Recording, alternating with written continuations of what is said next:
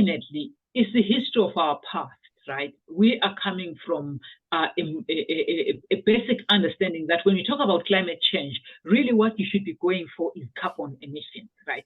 So you see that big companies talk about how they're going to reduce emissions. In fact, the first day at COP, the announcement was about the Loss and Damages Fund, where many countries were putting money, including UAE, putting money into that fund because we ought to reduce carbon emissions. So we are coming from that history that the best response that we can have is to reduce emissions.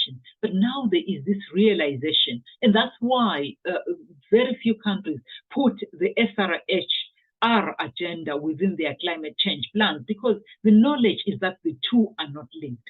We have made that link. We don't really need more evidence. We know and we understand that by investing in women and girls, by investing in health, by investing in SRH, you actually build better in terms of resilience and in terms of adaptation. So that message, because now it's squarely put within the NDC, I think countries are going to start adapting that a little bit more.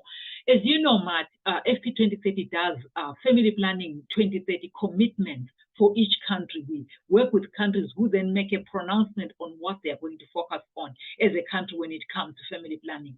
Many more countries right now are including what we call EPR, Emergency Preparedness, Resilience and Response strategy within those FP 2030 commitment plans. Previously, they didn't know, but now many, thanks to the work from our team to guide countries as to how and why they need to include this agenda, we are seeing more and more countries making these pronouncements in their commitment. And now what they need to do is to implement and see what that means. So I think most of the gap that has existed, it was because of knowledge and it was because of the history of our past around what we focused on. But now that we have made the case and it's clear why we need to invest differently and invest in people, I am hoping that by COP 29, we will see more and more countries who have made that commitment, because today and this time we had the first health day